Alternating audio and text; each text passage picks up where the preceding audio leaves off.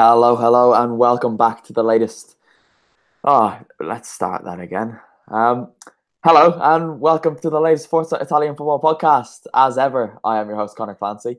And Kev, you're with me again. There's no Vito this week, it's just the two of us. I know, very personal. Yeah, Nice to be here, Connor. it is nice and intimate, right?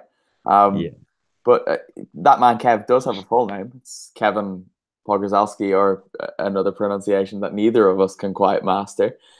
But Kev, this was a big weekend in Serie A. It was a big weekend for us, and I'm going to be selfish to start the podcast off because until this weekend, our record of games attended this season was 7. This weekend, we had riders at 8 of the 10 Serie A games to take place, which was pretty impressive. We thought we were going to be able to get to all 10 until early last week, when some things just fell out of place, unfortunately. But we're targeting the week when we can get to all 10, and it's going to be a joyous occasion. But Kev, it's good to have you here with me because I'm tired, so you're going to have to speak because I was all over the yeah. place. But where shall we start? I guess we should start for no reason other than to get out of the way with Juve 4, Udinese 1. I say Juventus, but it wasn't really Juventus, was it? It was more like a collection of players who have been out on loan at other places, but were still owned by Juventus, and you forgot about them. And they are now their reserve team. So the reserves beat Udinese 4-1. And what's the point? Like, I don't understand. No, it was the game itself was very much a non-event because of probably I think I counted 3 players that I would maybe expect to start against Atletico on Tuesday night or tomorrow night today. Where am I? I don't know. Um, so the game itself was a bit of a non-event, but it did raise the question as to why they were even playing it on a Friday night. I first remember this happening. I think Ligue 1 in France may have set this trend about 10 years ago with that very strong Lyon side that won 7 or 8 back-to-back titles, and they'd play games on Friday nights when Lyon had a Champions League game. But with Juventus 16 points ahead at that point on Friday and able to rest the number of players that they rested, you just wonder why the league even allowed probably I imagine the league scheduled it to happen like that in a way of helping them.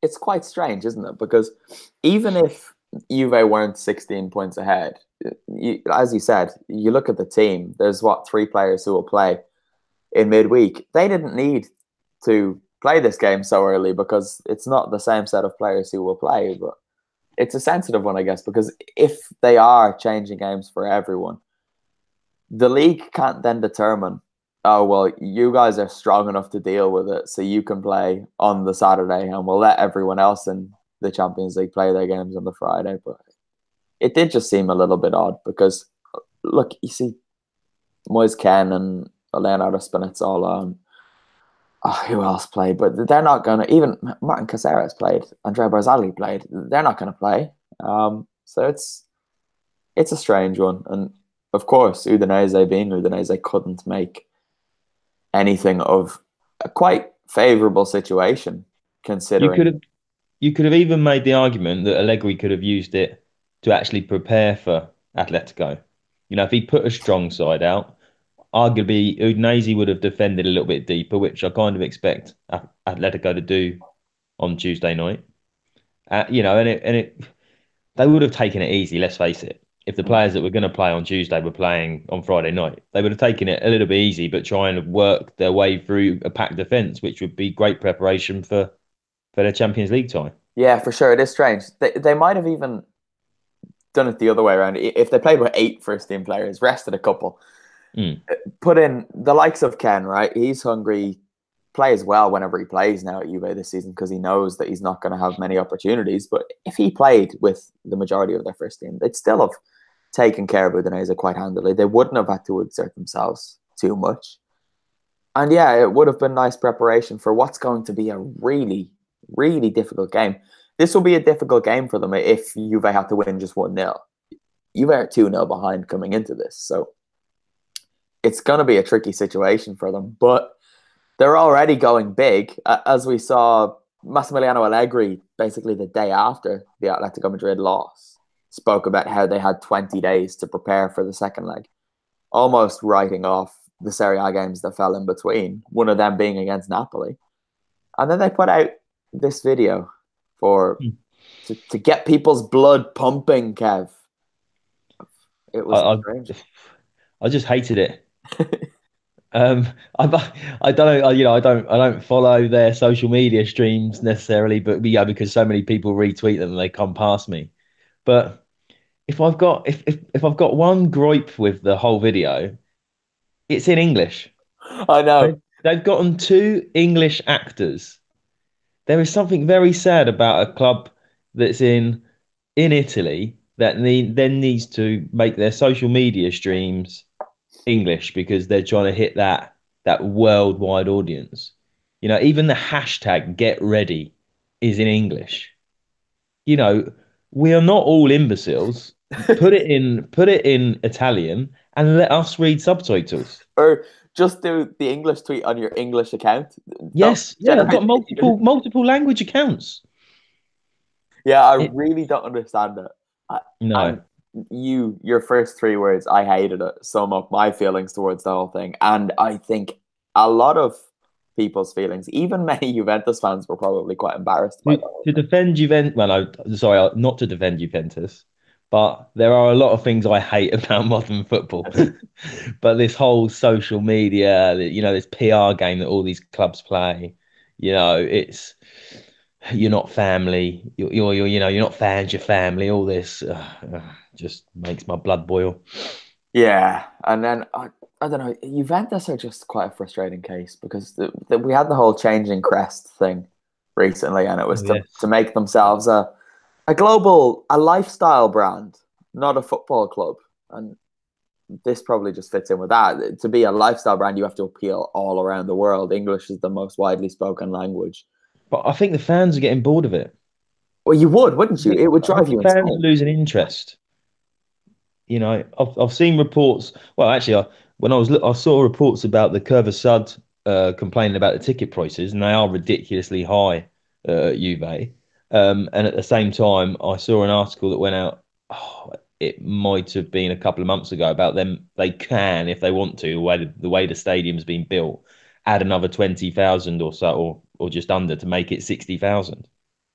But the whole idea of them getting a 40, is it 45, 42, isn't it? I think so, 42,000 yeah. seater stadium was that it was filled and it wasn't empty like the old Del Alpi used to be.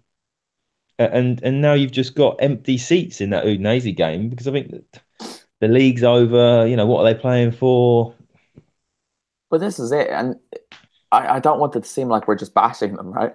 But because they made such a song and dance about making the smaller stadium so that we'll fill it and the atmosphere will be amazing and people go on about how great it is, that stadium looks pathetic when it's not full. And it's Mm. never full. For big games, yeah, but 90% of the time, that stadium just looks bad. And with the Ultras not being happy with the club at the moment, it makes for a really joyless occasion to watch Juventus. I'm quite glad actually that Dov But does the games there because they've added pressure on themselves to win the Champions League this year. They brought in Ronaldo, almost that will almost justify the high ticket prices that the fans pay, sorry. And then they're likely to go out. Let's face it. I don't give them much hope. It's probably 60-40 if I'm being generous in Atletico's favour to go through. So if they go out in the last 16, the league's already won, which is been a bit of a cakewalk. How can they justify the prices that they're charging the fans, and when everybody knows what huge salary Ronaldo came in on this year. yeah, but they can't. And this is what we were saying. If they don't win the Champions League, their season hasn't been a success. They've just done the least they were expected to do before the season started. And Allegri was speaking about this in the week, and he was furious with the idea that their season could be a failure if they won Serie A. And winning Serie A is an achievement for normal clubs. Juventus aren't that anymore. They are a team who wins Serie A, and that is the minimum expectation. So I wouldn't blame Allegri for that though. He's for doing well. All this pressure being heaped on the Champions League as such. He's got them to two finals, and I don't think he can ever be deemed a failure no, if he doesn't pick it up while he's there. Because at the end of the day, it is a knockout competition, and when you get through, it's kind of luck of the draw. It's got you had the penalty decision last year against Real Madrid. It's fine margins cup competitions. I do agree with that. I don't think you could blame Allegri for them not winning the Champions League, but if they go out this season, you could certainly hold him accountable for the mistakes he made in the first leg against Atletico. The way he set that team up then just didn't seem right at the time, and it proved to be. But as things stand, they're on to win Serie A as early as April 13th away to Spal, which that's if what they win all their games and everyone else does too. But you could see it happening before that because Yeah. when Napoli drew at Sassuolo, I was there for that one, and Ancelotti made a lot of changes, but Napoli were never really on it. They showed in bursts that they were able to attack really quickly and impressively and effectively, but those bursts were too sporadic. There was no consistency to their play, and in truth, Sassuolo dominated them. And you put it to me beforehand: have Napoli just completely given up on Serie A? I would say they have, and I think I was about to say that defeat against Juventus crushed their morale, but I don't know if any of them really expected to win. I think they just saw it as let's not make this an embarrassment this season. They got so close last year, and if they'd beaten Juventus, it'd been 13 points. They could have probably dug in for the rest of the season, and got a little bit closer, maybe finished with Juve's possible drop off if they did proceed through the Champions League. Get within a reasonable margin again. But now it's over for them really, and they've got the Europa League to focus on, which I do look. Watching them play last Thursday, I think they are actually going to have a good crack at that. Yeah, well, they're 3-0 up against Red Bull from the first leg, obviously, and you would expect them to go through.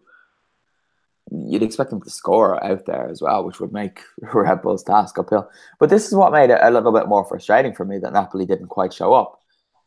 That tie is more done than Juve's tie is, so I don't see why Napoli couldn't have gone for it a little bit more, because we all thought that the top three was done and dusted as Juve, Napoli, Inter. Milan have shown that that's quite not the case, and Milan could now close in on Napoli and finish second if Napoli keep dropping off like this. But I don't know. It's hard to get excited about anything there, especially when it looks like the clubs themselves just don't care. I think Napoli had two games at home though, didn't they? The Red Bull, the Salzburg game was at home, and the game against Juve was at home. I think there's a lot of pressure from that crowd at times. I was there for the Champions League tie against Liverpool earlier in the season, and it's got to be difficult to play under. And then when you go away to play at Sassuolo, it must feel a little bit like a holiday, and I think it can then mean that you have that downing of tools, so to speak. It's Just funny that taking you it a little say bit easier. it's funny that you say it must be like a holiday, because it actually did feel like a preseason game where a big club have gone somewhere in Italy where they have some fans and they're just putting on a bit of a show for them. Because from before the game, the Napoli fans outnumbered the Sassuolo fans at the Mapei Stadium, because there are Napolitani everywhere in Italy, and Sassuolo are a tiny, tiny team who don't even play in their own town. So Sassuolo never fill the Mapei, never even fill the end that the Ultras occupy. And there was a really funny moment early in the game where Sassuolo must have had about 20 Ultras there, and they started to sing a song. And there was a family, like three kids, a mum, and a dad of Napoli fans sitting in front of the press area. And they stood up and started whistling, and it drowned out the Ultras singing, and the Ultras then stopped, and then the Napoli fans started singing again. But it had a really weird atmosphere, because when the teams came out to warm up, Napoli got a really big reception because their fans were there early. Not just in the end either, all around the place. And when Sassuolo scored, it was I'd say 40% of the stadium were celebrating, 60 stayed sitting. So it did kind of have that feel, which going to the Mapei Stadium is always a strange experience for traveling sides. And maybe it did just feel like that. And maybe they just allowed themselves to get switched off when they probably shouldn't have. But I don't know. It seems strange. Adam Unas and Simone Verdi. Verdi, can we speak about him briefly? Because he had a couple of chances. He should have scored. And he's not doing himself any favors, because there was one in particular where Fauzi Gulam found him. And I don't know why, but Verdi just decided to put his foot through it. And he smashed it way, way over the crossbar. And as you see Ken do at Juve, he takes his chances, even though he knows he's probably not going to get in the first team. Verdi has to make more of these opportunities. Yeah, it was a move that frustrated me in the summer because I thought you're not going to get past Milik. The next probable striker is Mertens. They had enough in attacking areas, Napoli. And I hate to see those players that are doing so well because they're playing every week. They've got that match sharpness. They're maybe not snatching at the shots like you described there, and then they make that move, and then it's, meh. They go out with a kind of a whimper until they crop up 2-3 years later, that little bit older, and having a sort of almost start over again as he was at Bologna last year. See, I criticized them for not making the move when he turned it down in January. And I thought, well, this was just the perfect opportunity for him to go, because Napoli's team had started to show some cracks. People were saying rotations need to happen, particularly in the front three. Verdi had the opportunity to go there and compete for the title, and he didn't do it. And to me, that said a lot, that he didn't quite back himself to push it, to push himself at the highest level. He thought that he was resigned to the fact that he'd go to Napoli and just do nothing. So then when he made the move in the summer, it was doubly strange, because having previously said no when you could have gone and competed for a title, you're now going to the same situation with the same set of players, and suddenly you fancy yourself to get in. No, I agree. I think it was that lack of move in the summer in the winter window that made the move in the summer so strange, because that's where we had more time to assess, where am I going to get game time? Where is my career going to progress? He'd broken into the Italian side, playing at Bologna, and yeah, it was a strange one. It really was. There were obviously the rumors when he turned down Napoli in the winter that, he's turned them down because Juve have agreed to sign him in the summer, and obviously that didn't happen.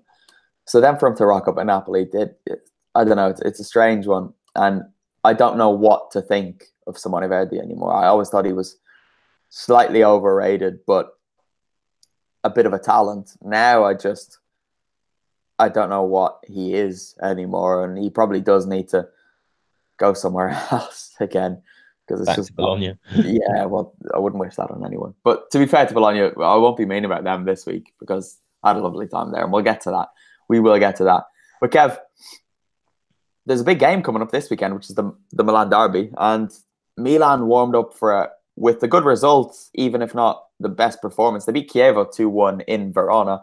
We had Dov there, but we're not going to talk to him as far as I'm aware. Christoph Piontek scored again. What a surprise. But what was actually somewhat shocking is that Lucas Biglia played and he scored a stunning goal. Yeah, it was. I kind of, because Paqueta had won the free kick, I kind of expected him to allow him to step up and have a go. But it really, yeah, I don't recall ever seeing Biglia strike a free kick, let alone one as accurately as he did there. It was almost as if it was grazing both crossbar and post as it sort of nestled its way into that corner. Well, I'm not sure if he took free kicks, but I remember kind of falling in love with him when he was at Lazio, because I love that type of player who sits deep, smashes people, and is technically excellent as well. And this is one thing that was often overlooked with him, was his technical ability, and he really showed that. And obviously he's not had the easiest of times at Milan lately, especially with his injury problems. So it was quite nice to see him get on the score sheet. and he will have been worried for his position given Bakayoko's form there. I did quite like that Bakayoko was on Twitter celebrating Bilia's goal. It's quite nice. Bakayoko just strikes. He's a really nice guy. But that was all good. And there was a bit of controversy about Christoph Piontek's goal. I don't know if you saw this one. There was the Yeah, high, wild foot beforehand. Personally, I think everything's all right there. yeah, it goes into that category of you've seen them given. Um, and oddly enough, you would probably say that you often see them given in that scenario where it isn't a defender doing it and they'd be penalised with a penalty. But if an attacker attempts to have an overhead kick and it's anywhere near even say the defender's chest, then it usually gets penalised. And with VAR now almost um, increasing the amount of times where those sort of things get looked at, I was kind of expecting them to rule it out, but no, he took it well when it came back to him. Yeah, obviously, I'm not a supporter of Milan, but I was happy to see that given from a football perspective. Because as a forward player myself, Kev, decisions like that going against strikers always drive me mad. So it was nice to see it stand. And Piontek's just he can do no wrong in my eyes at the moment. To be fair, we'll talk about Inter then first before we move on to the derby. They finally won again. They beat Spal 2-0, and I guess the main story here is Lautaro Martinez. He was very impressive. Yeah, he looked really sharp.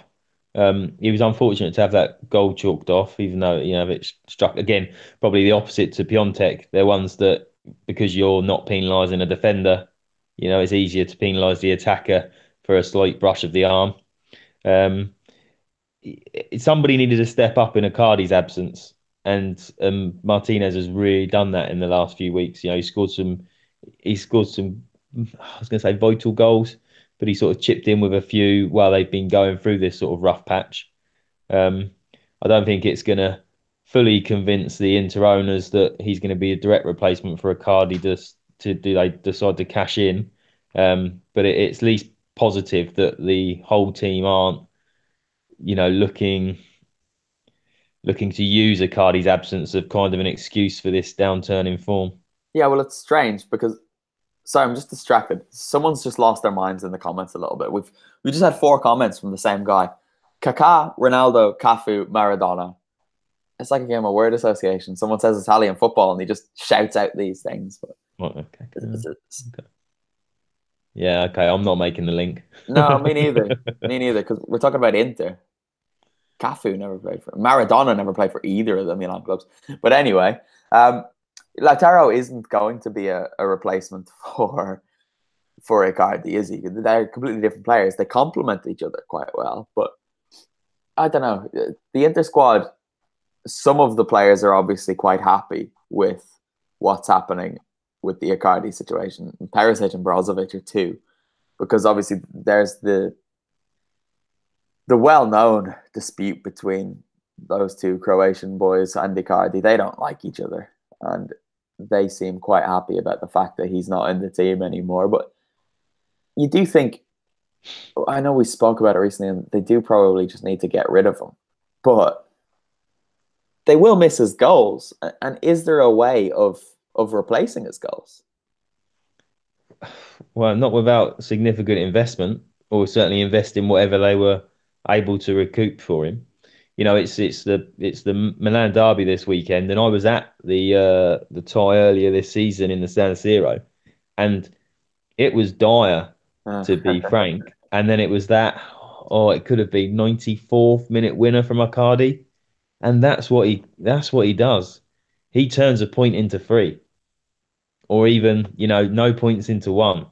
And the way Inter are sort of falling out of these Champions League spots at the moment, that's what you need for these last few weeks. And I said to you before coming online, could he make some sort of surprise appearance even from the bench? It doesn't look likely at the moment. He's training on his own, but I bet Spalletti would rather him be available than not at the moment. you don't know with Spalletti though, because he's such a stubborn character as well. But we've heard out here that Icardi won't play again for Inter. unless he was given the captaincy again, which obviously isn't the way of going about getting back in the team, is it?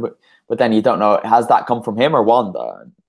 No, I've seen some of the stuff with Wanda as well, which are quite comical at times, particularly when Antonio Cassano has given her lessons on Yeah, how to behave or how to get her husband to behave. I know, right? When Cassano comes out of a debate as being the source of reason, you know you're probably an absolute moron, and that is exactly what Wanda strikes you as every time she makes a public appearance. But who do you fancy this weekend? I fancy Milan. I think, I don't think it's going to be a particularly stunning game again. Unless there's an early goal really that forces Inter to. I think Spalletti will play fairly cautiously. Um, and it could just be one of those games where Milan grind something out, and it's probably likely to be Piontek Hmm. to score the goal. It's Maybe going. almost in a reverse of earlier in the season. It'll be a late strike.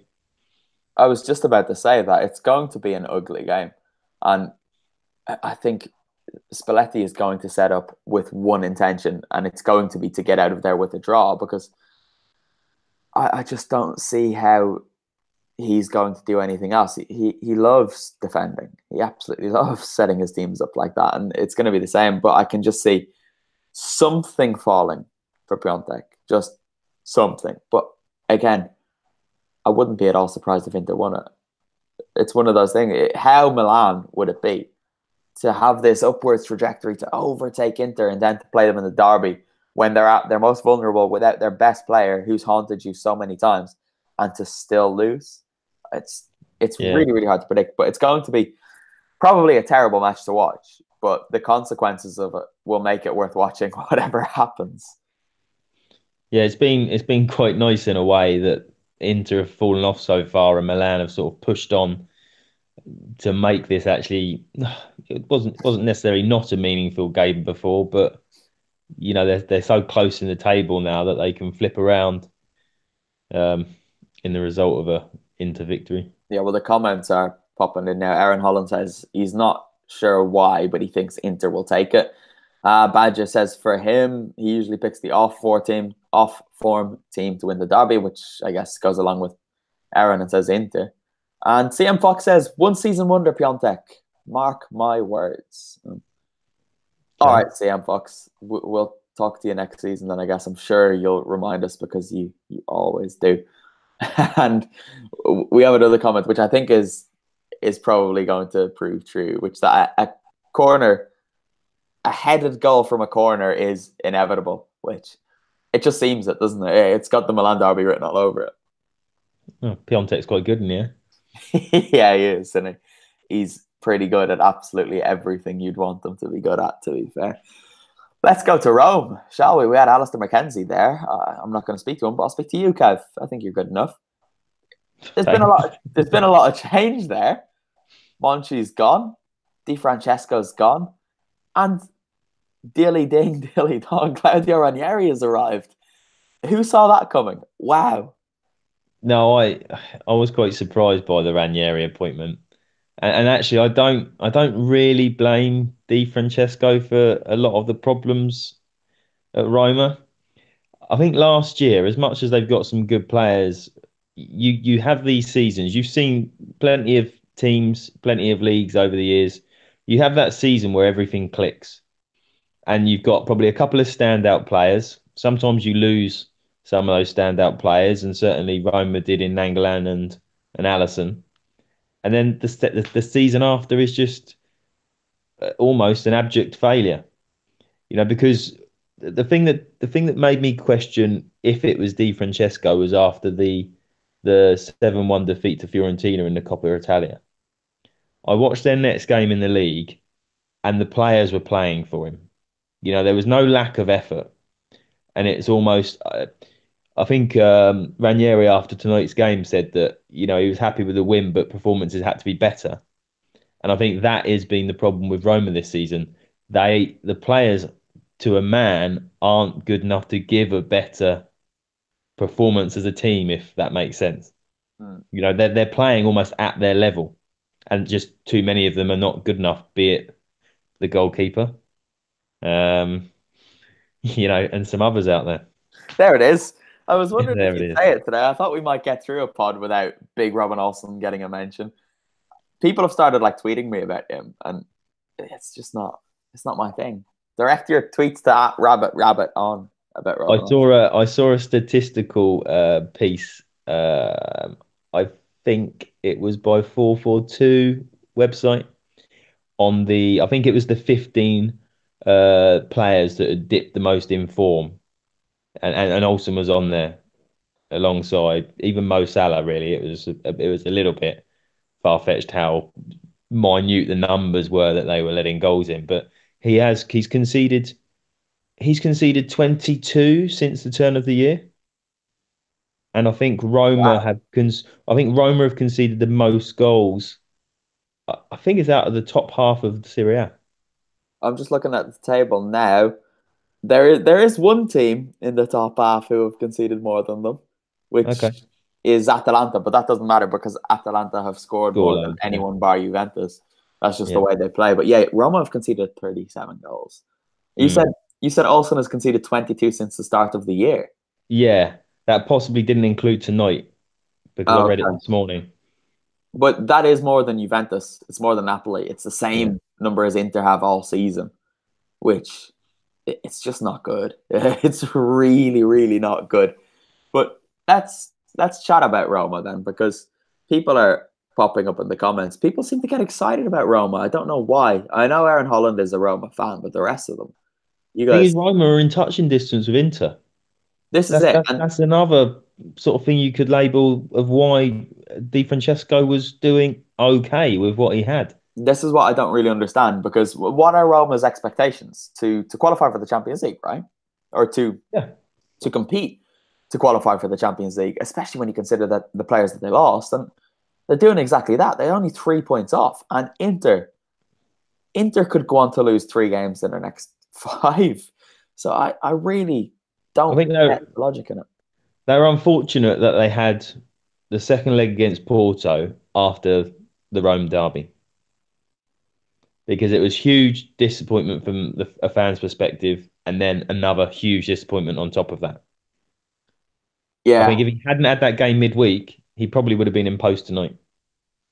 you think? If Yeah, because obviously we've got this separated last 16 of the Champions League where Juve played Tuesday. If that had been Roma playing this Tuesday, I think Di Francesco would have still been in a job. It is a tricky one. But even the way they got knocked out of the Champions League, it's hard to blame Di Francesco for that, because they were set to go to penalties, and Alessandro Florenzi had a momentary lapse of concentration and did what he did. But Well, I uh, think it was instinctive. I mean, it was instinctive, but VAR was there to now sort of get that out of the game, if you like. yeah, true, true, true. Aaron Holland says that all he wants for the rest of the season is for Ranieri to keep Kluivert and Schick on the pitch and to just give them the ball. And I completely support that. Schick obviously scored. I was so happy to see Patrick Schick score in his first game under Claudio Ranieri, because this is the time for him now, right? He's got a new coach. It's a new start for him in Rome. We know what he's capable of doing, and now he has the chance to do it. But how long has he got a new coach for? Because I didn't see how long Ranieri's been contracted to them for. Not You that know that what? ever made any difference. You've put me on the spot there, but yeah, it doesn't make any difference I because I assumed it was a short-term appointment. I didn't really look at any detail into it, I'm gonna look that up. But but I you am know, just because you'd typing think English. to yourself, if it isn't beyond the summer, then Schick's got a huge question to ask himself. Does he go and look for more playing time elsewhere, or does he chance his arm in getting in favour with whoever comes in Yeah, after well, Ranieri? wait, it's a 3 month contract, but Yeah. Ranieri did So, actually say when he came in that he didn't discuss anything. He didn't discuss the length or the oh no, he didn't pay. discuss money. Of course, he didn't. That why he might have left that to his agent. Yeah, but Ranieri probably isn't the man for them long term. Even if he does do a good job between now and the end of the season, they shouldn't give him the job on a permanent basis, because as much as I adore that man and I really, really love him, I think his time is behind him. We You've got saw to appreciate his appetite. Oh, The for way he's sure. been kicked around by like clubs over the years, wasn't treated anywhere near as well as he should have been at Leicester. I remember Valencia. I think he got the short end of the stick. Mm. Even back as far as at Chelsea, he was kind of screwed over a little bit. And Yeah, they didn't really value that sort of second place finish he got him in his final year there. no, and this is why. How has the whole world of football ever been so happy for one man in particular as it was when Claudio Ranieri was pictured beside Bocelli as he sang and Leicester were Premier League champions? It was just incredible. It was really incredible. But yeah, he's probably not. But where do they go? What happens? Because they backed the whole Monchi project. That's gone terribly. And I thought when Monchi left, that would have given Di Francesco a pass because he was working with the players that were brought in for him. And then to acknowledge that the guy who brought in the players wasn't doing his job well enough, to then sack the guy for not doing enough work with the players that were brought in by the wrong person, it seemed really, really strange. Yeah, I don't know where they go really. Maybe It's, when Spalletti leaves Inter, we'll just get him oh, back for another term. no, they don't deserve that.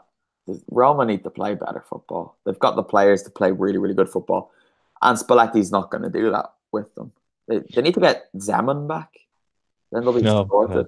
no. There is a bit of a well, I think in every league there's a bit of this merry-go-round of coaches. But in the last few years, Roma tried Rudy Garcia, who'd obviously excelled elsewhere, and then obviously that didn't work out, so it looked as though they went up and coming coach from Serie A and went Di Francesco. Now they've gone back to an aging short-term appointment. They've got to work out what they want, really. Yeah, well, if you look at Serie A now, I guess the coaches there who suit the style that Roma's players would work well with are Giampiero Gasparini, who, to be honest, I can't see leaving Atalanta for Roma. No. Marco Giampaolo, maybe, and Roberto De Zerbi at Sassuolo. The two of those are probably the options if they want to take someone with Serie A experience, because after that, there's not really much, is there? Part of me, when Di Francesco went, thought that they might try and do a Madrid or whatever you want to call it and try and pull Totti down. I don't know if he's got any coaching badges. I'm not even sure if he's got any inclination to go into coaching.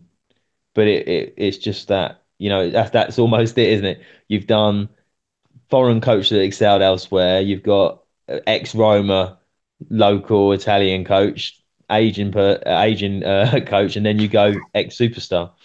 Yeah, it is. If Ancelotti wasn't at Napoli, you could see him going there because he spent time there as a player and that. But yeah, I don't know. I don't think Francesco Totti wants to go into coaching. They should just give it to. Would would they go for Sari if Chelsea let him go? This is it, and people keep talking about this as if Sarri already has no job. But he he had that spell last week where people said he has 3 games to save his job. If he loses one of them, he's gone. He lost the City in the cup and he didn't go. And then they beat Spurs, and I don't know. I just think, and I'm definitely going to sound stupid here, but for once, it seems like Chelsea are going to stick with someone. I think this summer you could see a clearing out of the players that have previously, I was going to say, caused grief for the coach, but the ones that effectively start the player mutiny.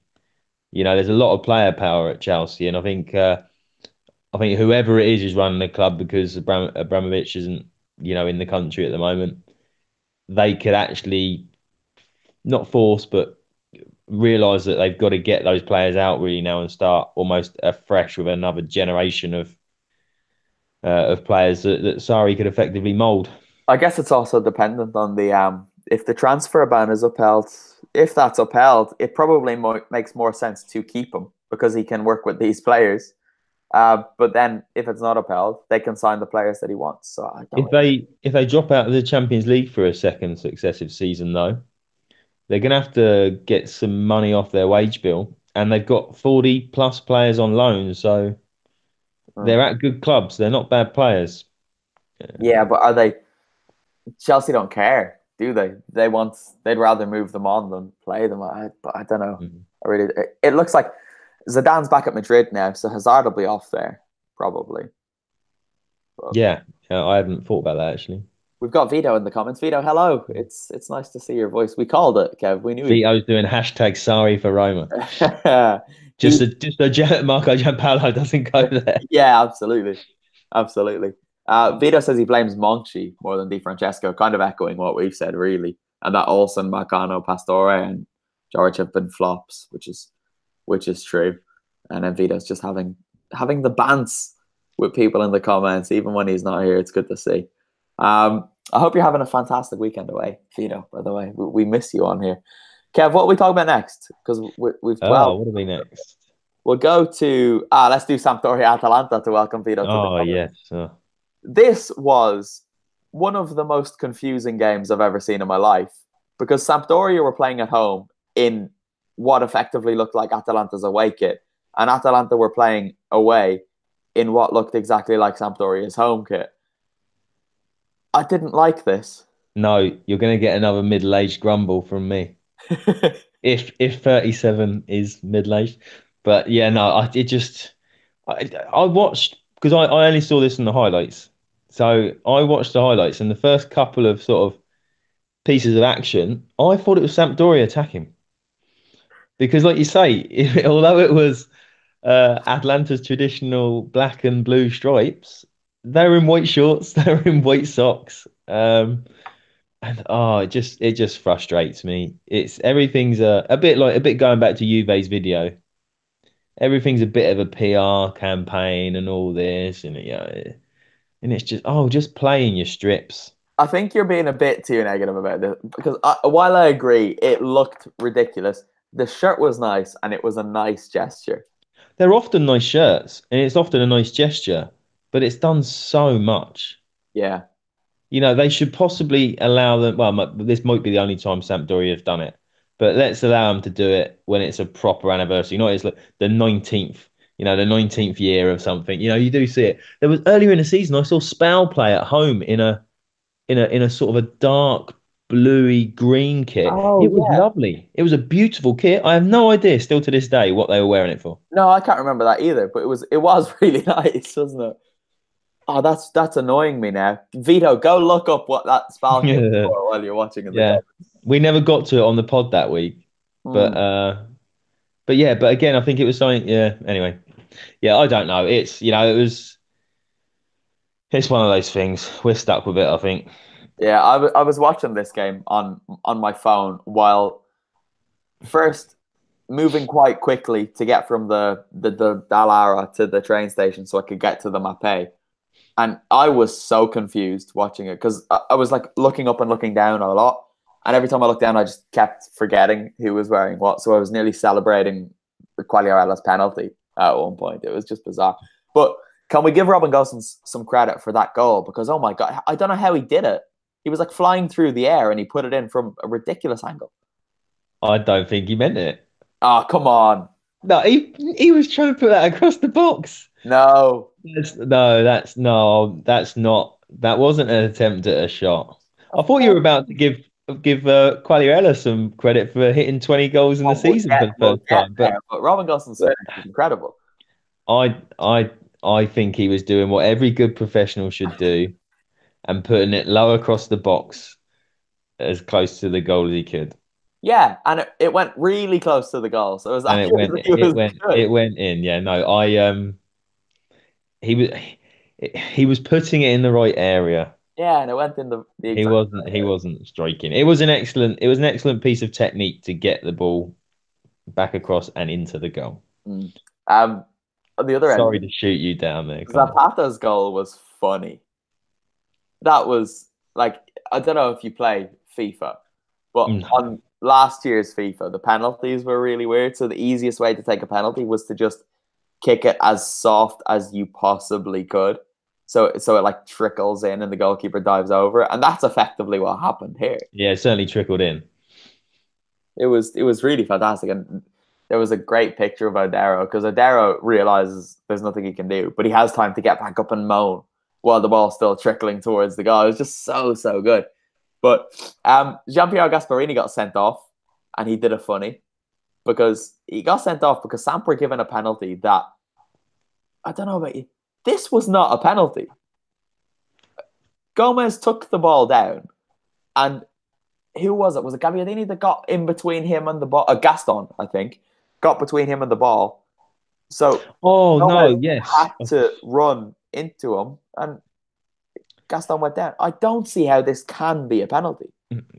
I think I was going to say the seen him given again. I think what doesn't help Gomez is he's so small. Yeah, so he has to like kind of jump.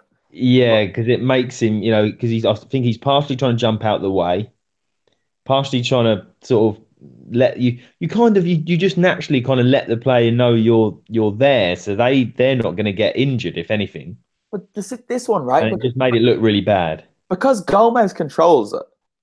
If Gomez falls down, surely it's obstruction from Gaston and it's a free out. Because Ramirez put himself directly in between Gomez and the ball after the first touch. So I really don't understand it. And Gas was fuming. And you saw, I love when he gets angry. He's amazing value when he gets angry. He's quite an underrated madman. And he walked across the pitch, and the Samp fans, obviously with him being ex-Genoa, were giving him stick. And then one of the club delegates at Samp was standing in the tunnel. Yeah. And Gasp just gave him a push. It was really funny. It's when you can't not find this amusing. It was funny because you also saw that plastic sort of tunnel thing shake as well. As the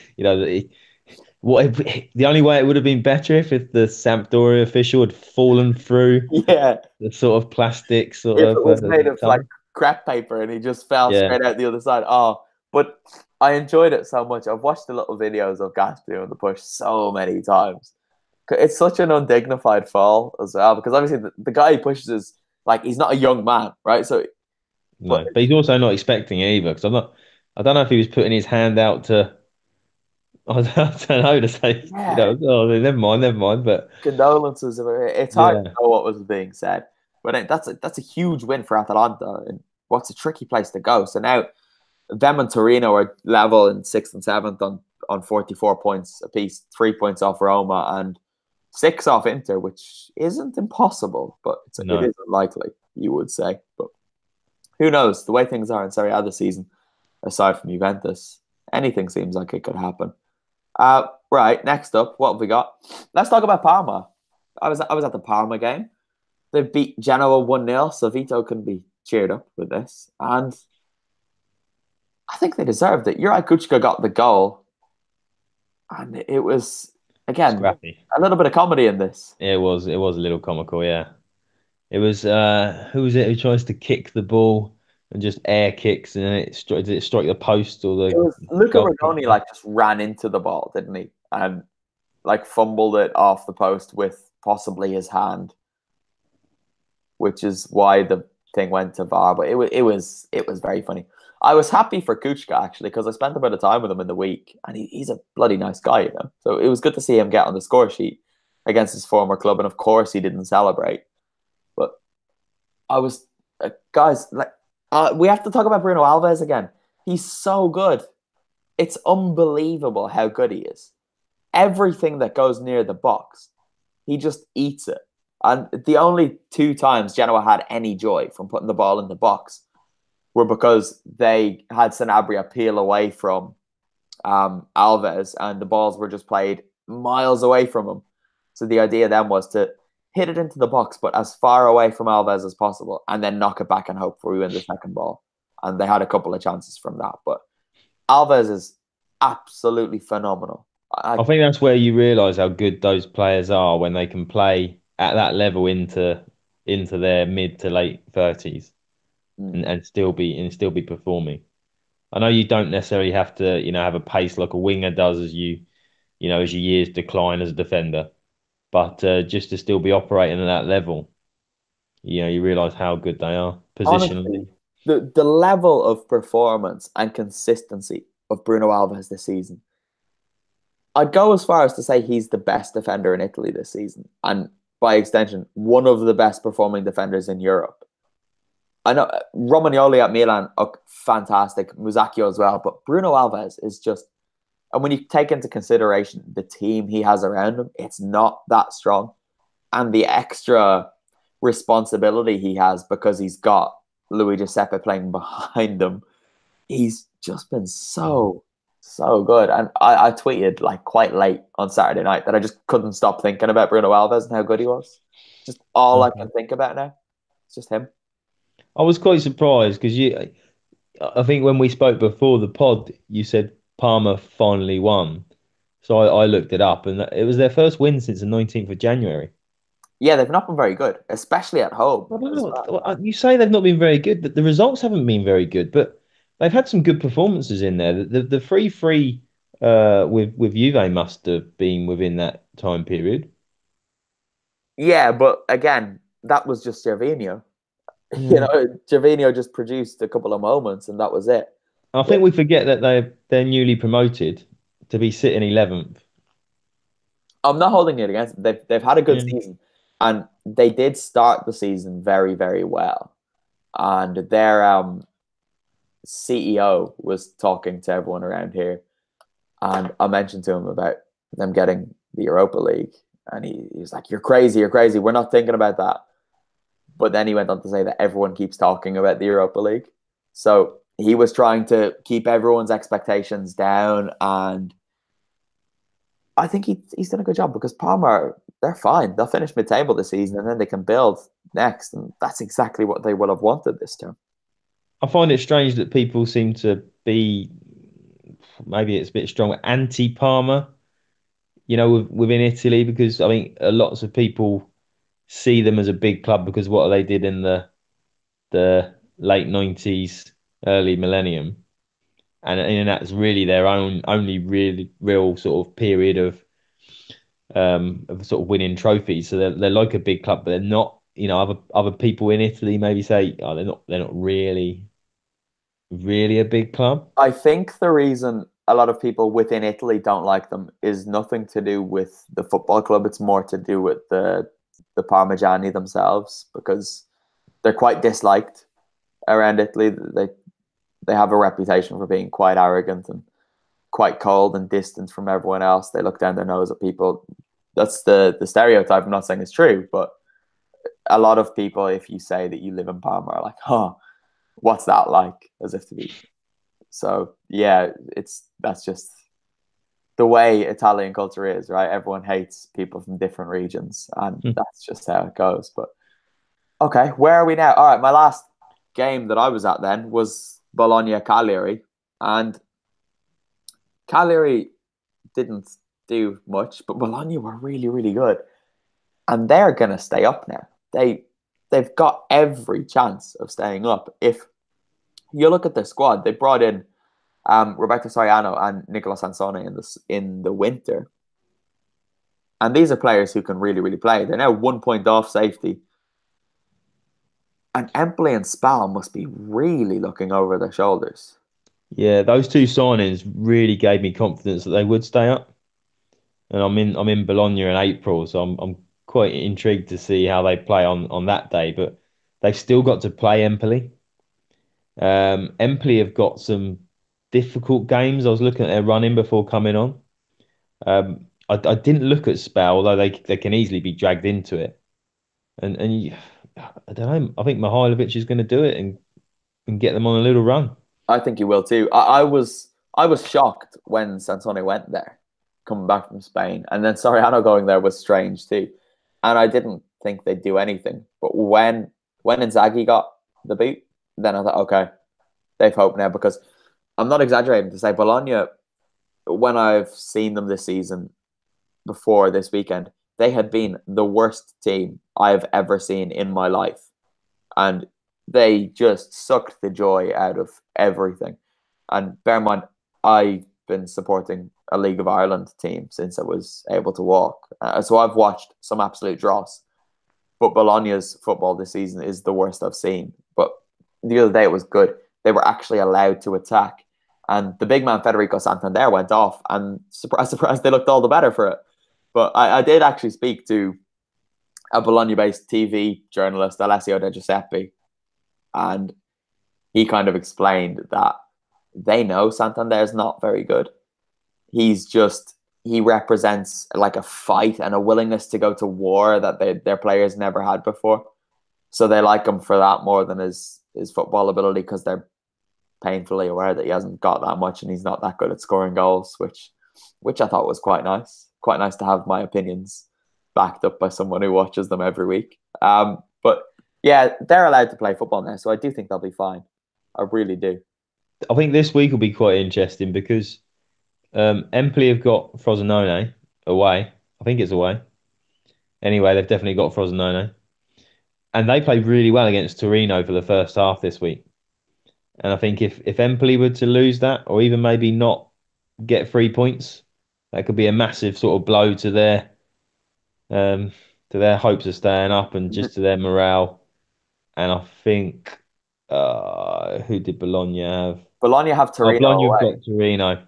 So if they can get a point there and Empoli lose to Frosinone or drop points, I think it's just momentum then that could take Empoli down. It's the week after that, right? Bologna are at home to Sassuolo. They'll win that. Have And Empoli got Juve? yeah, they do. Yeah, I Not thought you, that mate. happened. Yeah. And this is what Alessio was saying the other day. I might insert the audio in, actually, just for the sake of the audio listeners. Bologna's next few fixtures on paper are a lot easier than Empoli's, because after Empoli play Juve, they play Napoli.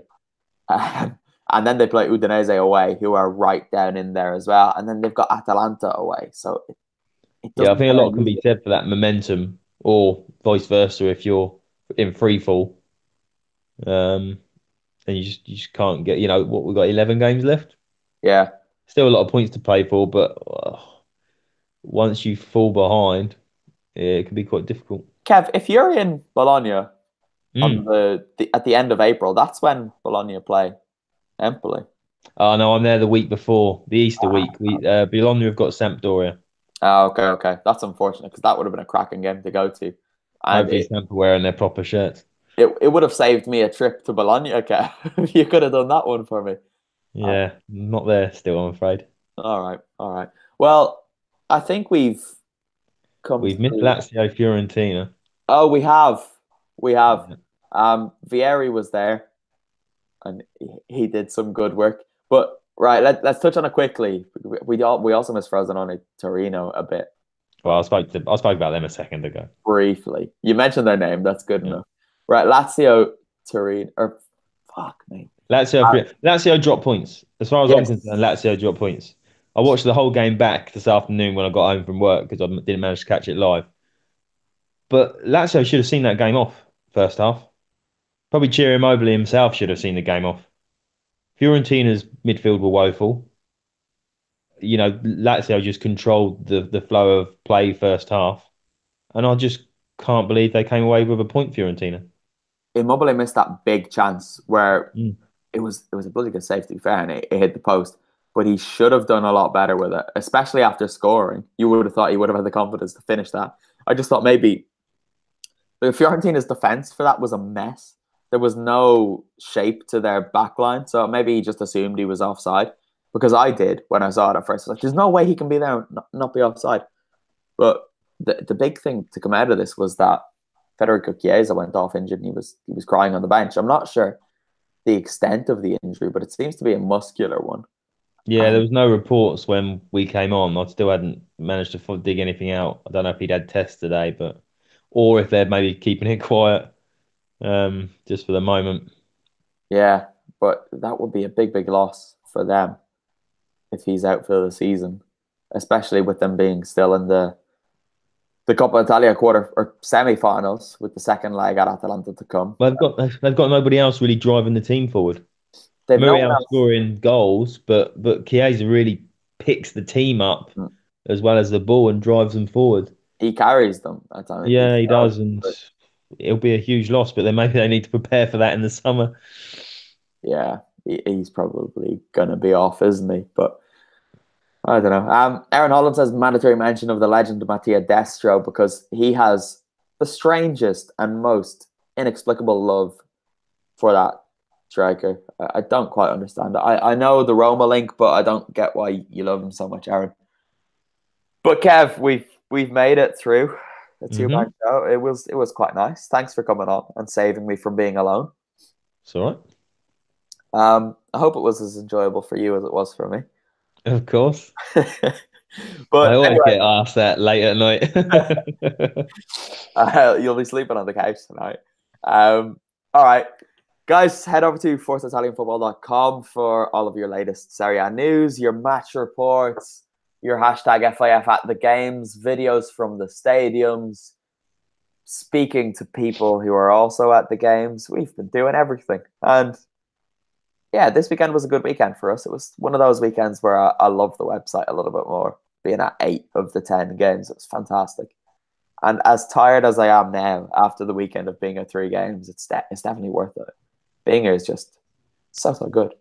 So good. And then you get to eat some nice pasta every other day. So life's not bad out here. But that's all there is for me to say. I'm rambling now. Kev, you can say goodbye to everyone for us this week. Ciao, ciao, everyone. Beautiful. See you next week. Beautiful.